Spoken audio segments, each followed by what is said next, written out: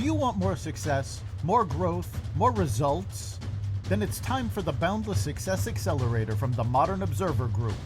This isn't your average coaching program. It's where top performers come to dominate. Weekly group sessions, on-demand coaching, a community that's got your back, and a power-packed library of tools to supercharge your business and career. No more excuses, no more waiting. Get in, level up, and start building the life you've been dreaming about. Visit us at modernobserver.com/boundless success to join today. Let's get you to the next level. We're here because the news is being distorted. We're here because people are being inundated with misinformation on social media. We're here because people are being judged guilty until proven innocent. We are fighting back with facts. This is not a safe zone, so buckle up, Buttercup. This is the raw, naked truth.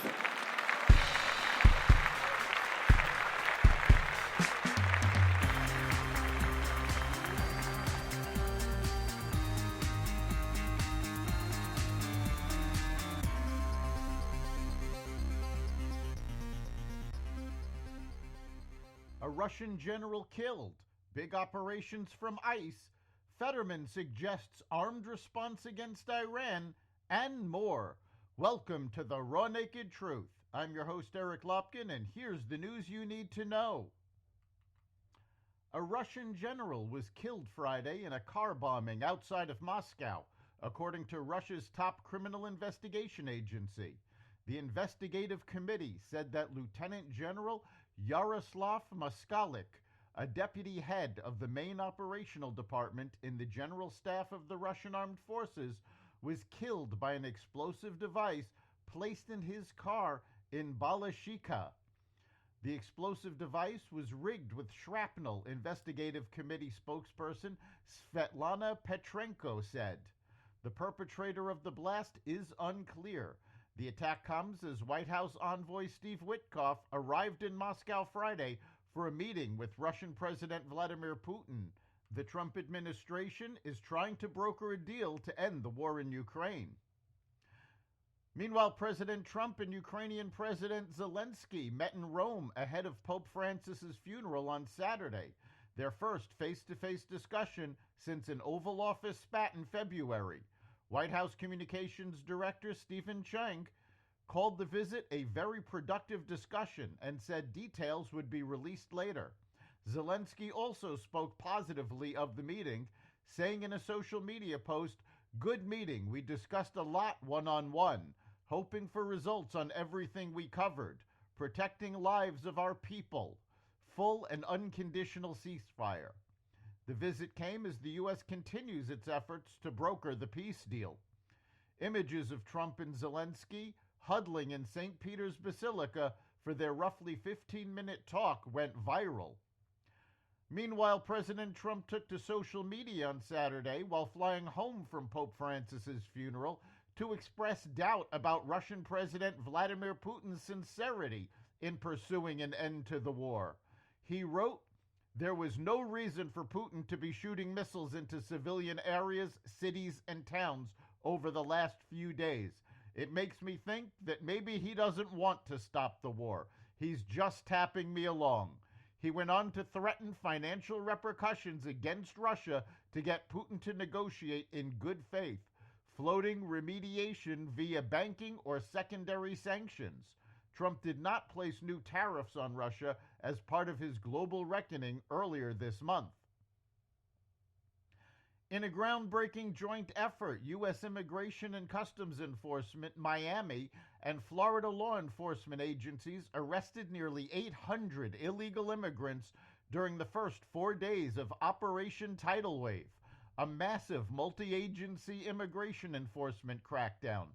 Some of the ICE arrests from the ongoing operation include a convicted Colombian murderer, alleged MS-13 and 18th Street gang members, and a Russian with an Interpol red notice for manslaughter. More than 100 undocumented immigrants were detained by federal agents in Colorado Springs early Sunday morning during a raid of an illegal underground nightclub, according to the Drug Enforcement Administration.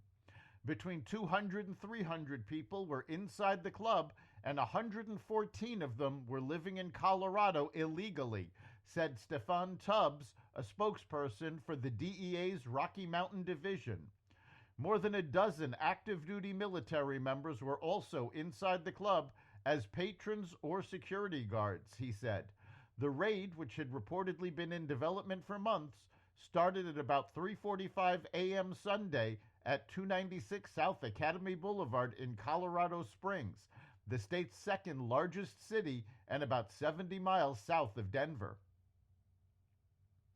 Senator John Fetterman is continuing to advocate for the destruction of Iran's nuclear program. Waste that shit, the lawmaker declared to the Washington Free Beacon. You're never going to be able to negotiate with that kind of regime that has been destabilizing the region for decades already. And now we have an incredible window, I believe, to do that, to strike and destroy Iran's nuclear facilities. Years ago, I completely understood why Trump withdrew from the Obama deal. Today, I can't understand why Trump would negotiate with this diseased regime. The negotiations should be comprised of 30,000-pound bombs and the IDF, Fetterman noted, according to the outlet. The IDF is the Israeli Defense Forces.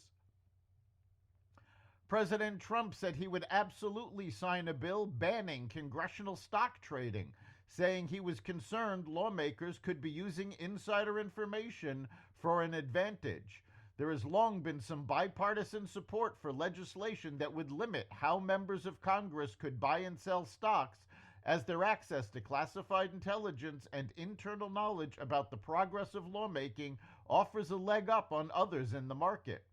In 2020, a bipartisan group of senators drew fire for trading healthcare stocks after closed-door briefings on the coronavirus pandemic. A Wisconsin county judge was arrested and charged with 2 felonies by the FBI Friday, accused of helping an illegal immigrant evade arrest by federal agents. According to a 13-page complaint, Milwaukee County Circuit Judge Hannah Dugan hid Mexican national Eduardo Flores Ruiz, who faces 3 misdemeanor battery charges, inside the courthouse after his April 18th pretrial conference. She is alleged to have intentionally misdirected federal agents and helped Flores Ruiz exit the building where he was arrested after a brief foot chase. Dugan appeared in federal court Friday without making public comments. Her next court appearance is scheduled for May 15th. Consumer sentiment dropped 8% from March to April amid worries about inflation, according to the University of Michigan's closely watched survey. Though sentiment edged up slightly from an even lower reading earlier in the month, inflation expectations climbed to their highest since 1991 as consumers fret about the potential impact of tariffs. With the trade war raging, Apple is accelerating its plans to pivot its supply chain away from China even faster than planned, and is aiming to move production of all 60-plus million iPhones it sells annually in the U.S. to India by 2026. The tech giant has been building up its production in India for some time, but to meet that goal, it would need to nearly double the number of phones it makes there. Currently, 1 in 5 of the smartphones Apple sells comes from India, while the majority still come from China, according to Bloomberg. That's the Raw Naked Truth. You can catch every episode of the Raw Naked Truth Daily News Brief, as well as our sister podcast, Carnivore Radio, with news analysis and commentary, and the rest of the Xvadio Podcast Network at xvadio.com, the Apple Podcast app, YouTube, Rumble, Spotify, iHeartRadio, Audible, Amazon Music, and other platforms that respect freedom of speech. We'll see you next time.